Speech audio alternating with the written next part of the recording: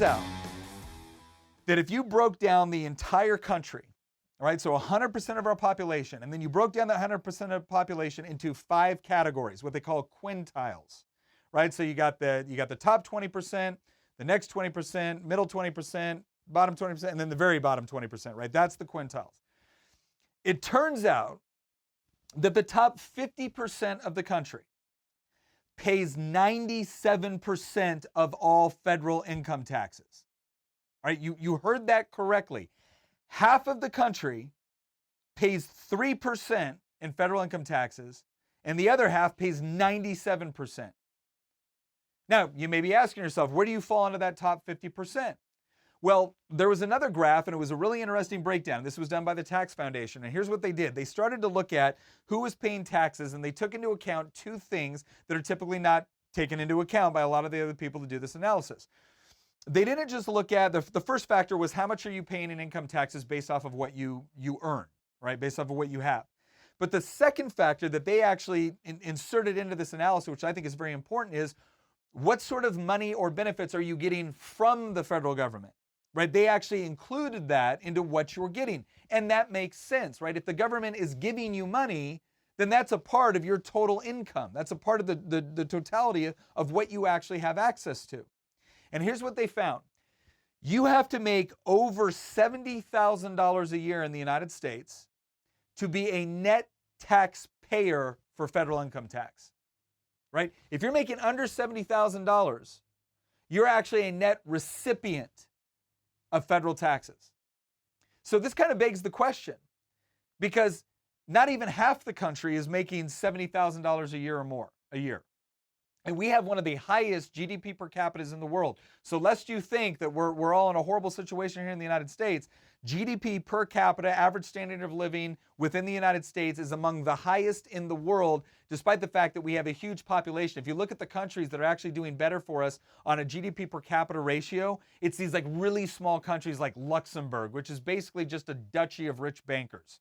Right? So when you actually take countries of similar size to the United States, Americans are far more economically prosperous than the rest of the world, right? So, hey, we're number one.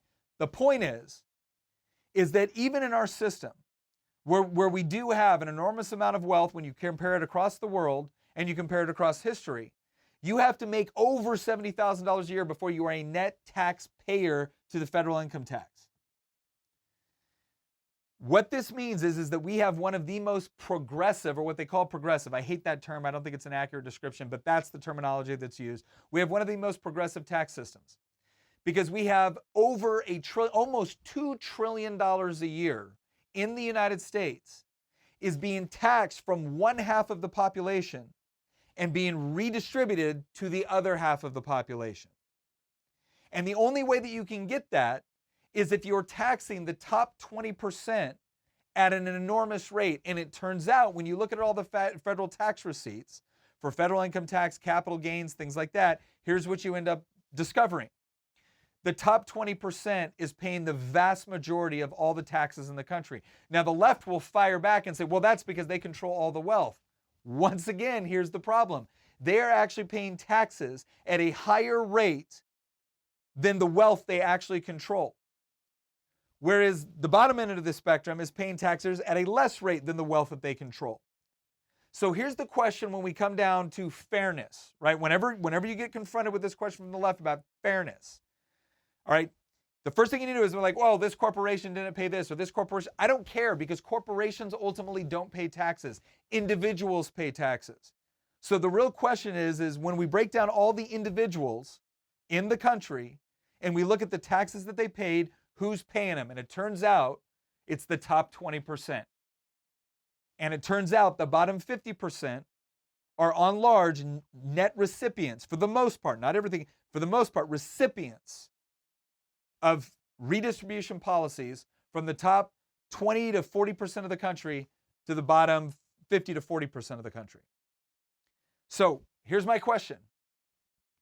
If someone is getting taxed at a higher rate than the wealth that they actually control, if they're responsible for 97% of the taxes, and then the bottom 50% is only responsible for 3% of the taxes and are net recipients of federal spending, someone explain to me how the rich are getting over on everybody else. Because that doesn't seem to make sense to me. Like my understanding of fair, and I would argue that most people's understanding of fair, is the right thing happening to the right person for the right reasons at the right time, right? It's this idea that, okay, you put in a certain amount, you get out a certain amount, right? That seems to coincide with our notion of fair. When we look at fair with respect to taking a test or playing a sport or competing for a job, right? There's certain conceptions we have of fairness that no longer seem to apply when we're talking about taxes. Because if we took the exact same standards we use for fairness in sports, in test taking, in going out and looking for a job, and whatever else it is, in any sort of competitive environment, and we applied it to taxes, we would have to come to the conclusion that no, the top 20% are not ripping off everybody else. And yet, Democrats insist on repeating it. So, I want to go ahead and read off some statistics here from the Tax Foundation. So they were looking at, and we're going with 2018 data because, again, the data that you get from the federal government is always somewhat delayed. So we're going with 2018. In 2018, 144.3 million taxpayers reported earning $11.6 trillion in adjusted gross income and paid $1.5 trillion in individual income taxes. First point. Second one, tax year 2018 was the first year under the Tax Cuts and Jobs Act, right? This is when Donald Trump passed his tax cuts and it lowered the corporate tax rate, and all the Democrats screamed that it was a tax cut for the rich. So what happened? The number of returns filed and the amount of income reported grew in 2018, yet average tax rates fell across every income group and total income taxes paid decreased by $65 billion. So we had a tax cut, which means there wasn't as much tax coming in, but again, it went across the board. The share of reported income by the top 1% of taxpayers fell slightly to 20.9% in 2018 from 21% in 2017. Their share of federal individual income taxes rose by 1.6 percentage points to 40.1%. So if you heard that correctly, here's what happened after we passed those tax cuts. The top 1% actually accounted for less of the overall wealth, but they paid a higher percentage of overall taxes. Why? Because, well, a couple of reasons. One, when you stop punishing people for what they earn in this country, they're more likely to bring their business back and engage in productive economic activity within the country. Who does that benefit? It benefits everybody else that ends up working for these people or buying products and services. That's why their overall percentage, like their individual wealth might have gone up, but if the wealth of the country went up as a result, then their overall share went down, but the rate at which they paid taxes went up because they're still paying at a higher rate. Let's look at a couple other ones here. In 2018, the top 50% of all taxpayers paid 97.1% of all individual income taxes, while the bottom 50% paid the remaining 2.9%. So just what I mentioned before. The top 1% paid a greater share of individual income taxes than the bottom 90% combined. The top 1% paid 40.1%. The bottom 90% combined paid 28.6%.